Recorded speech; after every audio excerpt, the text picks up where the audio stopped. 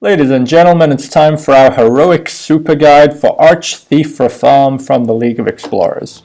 This is a pretty cool idea for a boss fight. He obviously steals your deck at the beginning, so you're incentivized to build a deck that's as bad as possible. Now that part's relatively easy. We'll go through what I did. Of course, that's not the full story, because as bad as you make it and useless, he does have a hero power, which basically does unstable portal for free, which can still mean you get screwed over if you just luck of the draw get some big minions. It's a little like Skelesaurus Hex, except it's not completely free. It costs 3 less.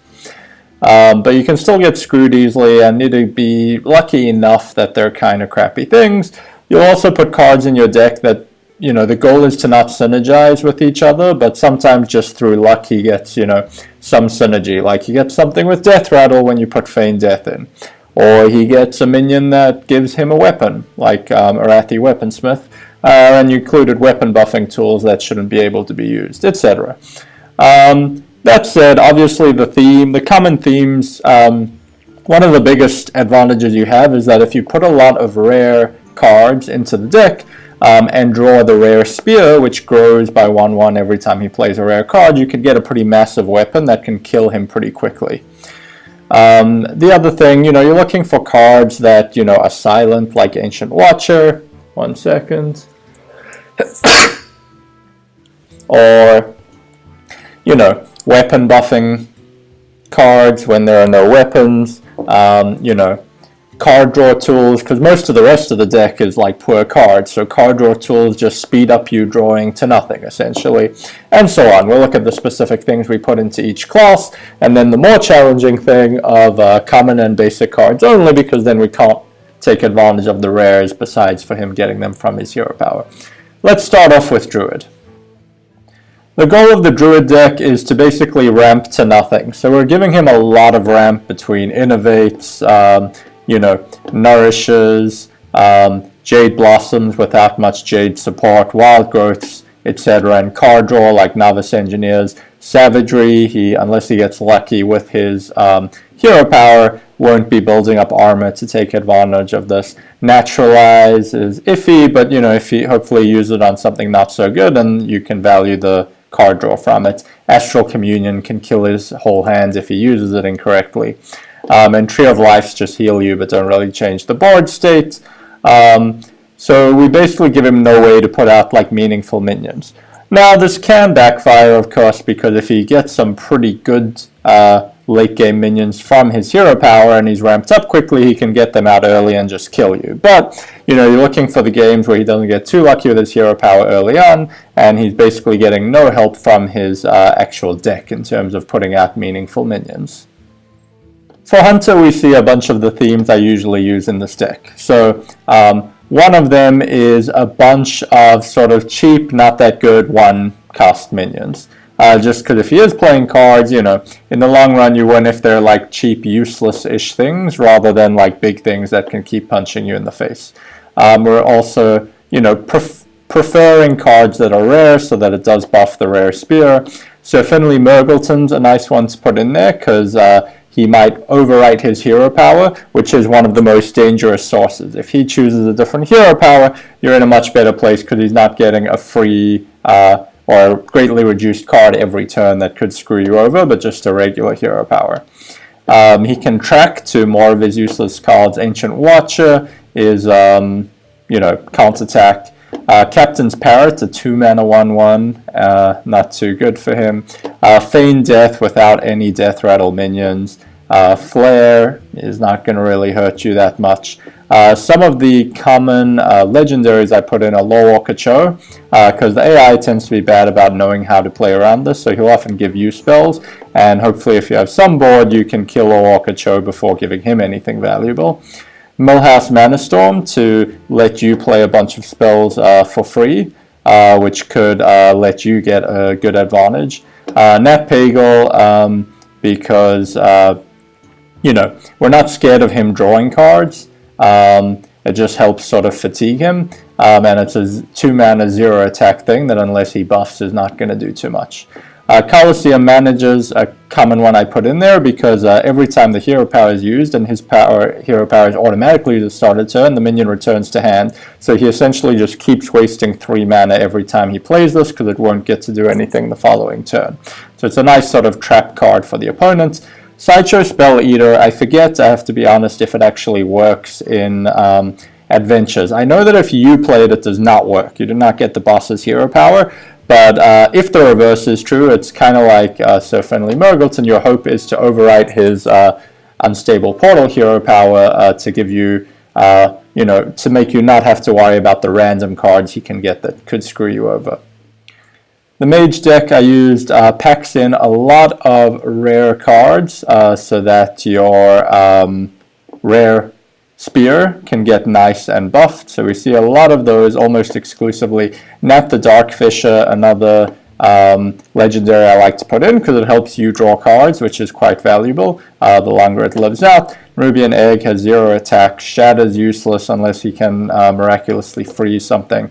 Cold Light Oracle is a good one to put in there. I put that in quite a lot because you don't care that much about him drawing cards, but he simultaneously draws himself some cards and draws you cards. Coliseum Manager we talked about. Devilsaur Eggs, again, 0 attack unless he finds some miraculous way to buff it.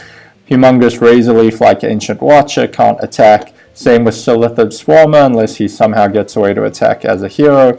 So you're trying to get his board to be flooded with things that can't attack while you just steadily go about your own game plan and hoping you get some decent stuff in your own deck and that your rare spear just gets built up to the point where you can smash him in the face for a lot.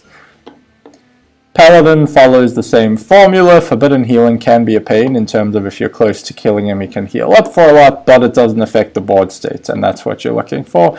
Similar cheap non-attacking or 0 attack minions to what we saw in the last one. Cold Light Oracle to help you draw as well. Divine Favor just helps him draw to more of these tools that do not help him particularly. Anything Can Happen is a full 10 mana spell that shouldn't do anything unless you got Murlocs along the way. He's not going to have all the right Murlocs that this benefits him. And Holy Wrath will usually, because most of the deck is very low cost, usually do very little for 5 mana, unless it gets lucky and pulls in Anything Can Happen. Similar tools in Priest. There's Circle of Healing to not do much to the board state. Embrace the Shadow turns his healing effects into damage, but he doesn't have a lot of them. Nat the Darkfisher again and Cold Light Oracle to help you draw. Similar tools we've already looked at. Shadow Form, means it's not that, the Shadow Form hero power is pretty good. The thing is that we mostly just want him to replace his starting hero power. We still prefer him to have a thing that does 2 damage than something that's actually giving him useful cards, because once he's not producing those himself, he's not getting any from our deck. Eerie Statue, another card that most of the time won't be able to attack and adds to the Silent Swarm on his side of the board. Master Spell won't do a lot for him. Jeeves will just help you draw, and Spawn of Shadows is something that will help you finish him off because of the huge amount of damage it does to heroes when you inspire, and he automatically uses hero power every turn. The Rogue deck we used lets him bounce minions, which are not useful, lets him prepare spells, which are not useful, deadly poisons. He doesn't have a weapon to actually have them attached to, unless he Sir Finley's into the rogue hero power, but the odds are pretty low. The usual useless stuff and things that benefit you, like Cold Light Oracles. Fan of Knives help him draw just into more useless tools. Headcrack, he can get a bit of repetitive damage over time, but if he's using mana on that every turn, you're in pretty good shape. Blade Flurry and Tinkers, again, he doesn't actually have weapons for them to apply to, and Sprint just draws him more of the useless cards. Similar themes in Shaman. We give him Totemic Mites to be nice and useless, Ancestral Knowledges to draw more into his useless cards, Running Nat Pagal, Novice Engineers for even more draw. Vitality Totem is a totem that, will heal him a bit, but won't have any real pressure on the board. Alarmabots help him cheat out, nothing particularly good, as long as he doesn't have something sitting in his hand that's powerful from an unstable portal hero power. Farsights just draw his cards that aren't very good, as do Ancestors Call pull out some of his useless minions. and Sideshow Spell Eater we talked about earlier. Similar things in Warlock. We give him Sacrificial Pact, which he won't be able to use unless there's suddenly a demon, as is the case for Demon Fuse as well. Reliquary Seekers, it's going to be unlikely that he has a lot of minions on board, so it's just a crappy 1-mana 1/1. Curse of Rafaam, will do 2 damage to us, and that's it. Pretty much a nice waste of a card in his deck. Alarm Bots we've talked about, there's nothing great in here to even pull. Sense Demons will pull, well, nothing, because he doesn't have demons in his deck. Fist of Jaraxxus is an expensive, uncontrollable spell to play, and he doesn't have way to discard cards. And Dancing Swords is a decent size minion, but will help us draw ultimately, and help us get ahead. There's not too much in the Warrior deck in the way of things we haven't seen talking about the other decks, but Cursed Blade is a nice one. If you do have a reasonable board, if he does play this at some point, you can suddenly double all your damage and sort of kill him out of nowhere. And that's pretty fun to do. The AI is not good at figuring out whether it should use that or not. There's weird tools for the AI to use, like Bouncing Blade, and the other one we have in here, which is pretty good, is Stone Skin Gargoyle. It's just for 3 mana, very weak body, even though it keeps healing itself. Unless it gets buffed, it's a 1/4 that's not going to do much to you over time. While in general, Archthief Rafaam is not a very challenging boss, and on the easier side.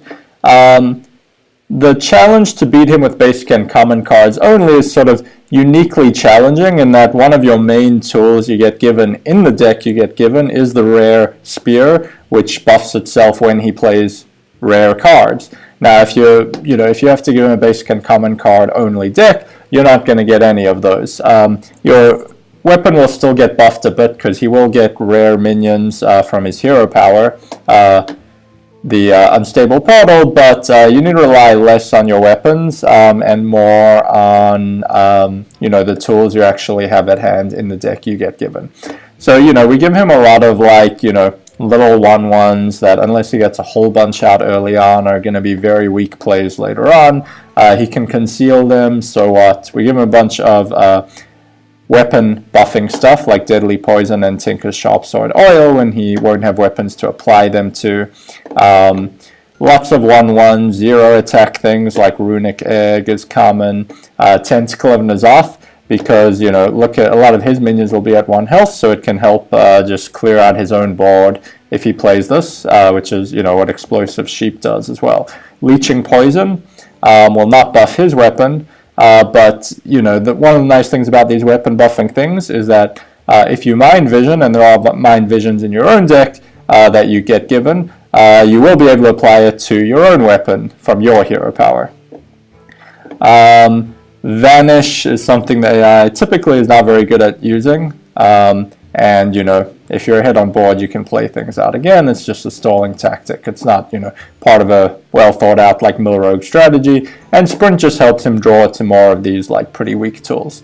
As you can see in the screenshot, we did manage to pull it off. Hope you have luck too out there. Archthief Rafaam is one of the pretty fun ones. It's it's just a nice, very different way of thinking, to think, oh, how do I construct as poor a deck as possible, rather than the usual thing, obviously, where you're trying to formulate a specific game plan and construct a good deck or something that will win in a specific way against a boss. Anyway, hope you had fun or have fun with it too. See you next time.